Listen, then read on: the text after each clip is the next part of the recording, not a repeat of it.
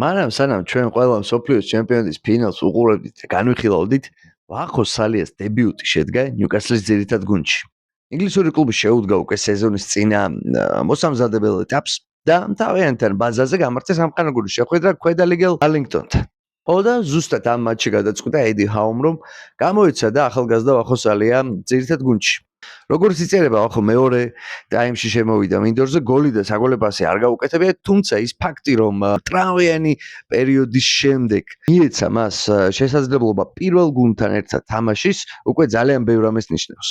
მით უმეტეს რომ ნიუკასლმა უკვე ძალიან ბევრი გამოცდილი და ძირითადად შემადგენლობის ფეხბურთელი გაუშვა ამ ზაფხულს და როგორც ჩანს, მათი აქცენტი მიმდინარე სეზონში სწორედ ახალგაზრდებზე იქნება.